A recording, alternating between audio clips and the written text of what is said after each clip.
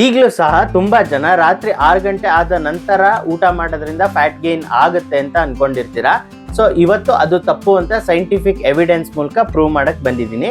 Throughout the day ಎಷ್ಟು calories burn ಮಾಡ್ತೀರಾ ಅದ್ರೊಳಗೆ 70 to 80% ನೀವು ಏನೂ ಮಾಡದೆ ಐಡ್ಲಾಗಿ ಕೂತ್ಕೊಂಡಿರ್ತಾರಲ್ಲ ಅವಾಗ ಬರ್ನ್ ಮಾಡ್ತೀರಾ. ಬಿಕಾಸ್ ಇಂಟರ್ನಲ್ ಆರ್ಗನ್ಸ್ ವರ್ಕ್ ಮಾಡ್ತಾನೆ ಇರುತ್ತೆ.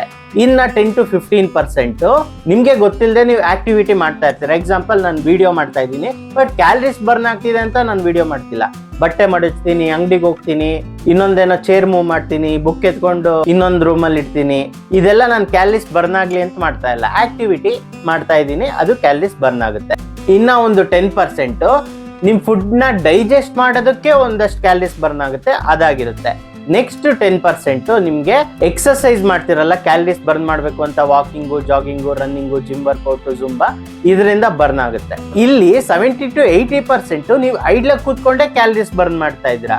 ಸೊ 6 ಗಂಟೆ ಆದ ನಂತರ ಈವನ್ ನೀವು ಮಲಗಿದಿರಿ ಅಂತ ಅನ್ಕೊಳ್ಳಿ, ಅವಾಗ ನಿಮ್ ಬಾಡಿ ಫಂಕ್ಷನಿಂಗ್ ಮಾಡೋದು ಸ್ಟಾಪ್ ಮಾಡುತ್ತಾ? ಓ ಇವ್ನು ಮಲಗಿದಾನಪ್ಪ ಅಂದ್ಬಿಟ್ಟು ಈಗ ಕಿಡ್ನಿ, ಹಾರ್ಟು, ಲಿವರು, ಕಣ್ಣು, ಬ್ರೈನು ಎಲ್ಲ ವರ್ಕ್ ಮಾಡೋದು ಸ್ಟಾಪ್ ಮಾಡಲ್ಲ ಅಲ್ವಾ, ರಾತ್ರಿ ಎಲ್ಲ ವರ್ಕ್ ಮಾಡುತ್ತೆ. ಸೊ ಅವಾಗ ಆ ಕ್ಯಾಲರೀಸ್ ನೀವು ಕನ್ಸ್ಯೂಮ್ ಮಾಡಿದ್ರು ಬರ್ನ್ ಆಗುತ್ತೆ. ಅದೇ ಕಾರಣಕ್ಕೆ ಬಾಡಿ ನ್ಯೂಟ್ರಿಯೆಂಟ್ಸ್ ಎಲ್ಲ ಅಬ್ಸರ್ವ್ ಮಾಡ್ಕೊಂಡು ಬೆಳಿಗ್ಗೆ ವಾಶ್ರೂಮ್ಗೆ ರೆಡಿ ಆಗಿರುತ್ತೆ. ರಾತ್ರಿ ಹೊತ್ತು ಏನು ಕೆಲಸ ಮಾಡಿಲ್ಲ ಅಂತಂದ್ರೆ ಬೆಳಿಗ್ಗೆ ವಾಶ್ರೂಮ್ ಹೋಗ್ತಾನೆ ಇರ್ಲಿಲ್ಲ, ತಿರ್ಗಾ ಸಂಜೆ ಹೋಗ್ಬೇಕಾಗಿತ್ತು. ಬೆಳಿಗ್ಗೆ ಆಕ್ಟಿವಿಟಿ ಮಾಡೋದ್ರಿಂದ ಜೀರ್ಣಕ್ರಿಯೆ ಕಂಟಿನ್ಯೂ ಆಗುತ್ತೆ ಅಂತ ಅನ್ನೋದಾಗಿದ್ರೆ, ನಿಮ್ಗೆ 6 ಗಂಟೆ ಆದ ನಂತರ ಫುಡ್ ನ ಕ್ವಿಟ್ ಮಾಡೋದು ಒಂದ್ ರೀತಿ ಕಂಫರ್ಟ್ ಅನ್ಕೊಂತಿದೆ ಅಥವಾ ನಿಮ್ಮ ಲೈಫ್ ಸ್ಟೈಲ್ಗೆ ಅಡ್ಜಸ್ಟ್ ಆಗುತ್ತೆ ಅಂದ್ರೆ ಕ್ವಿಟ್ ಮಾಡಿ.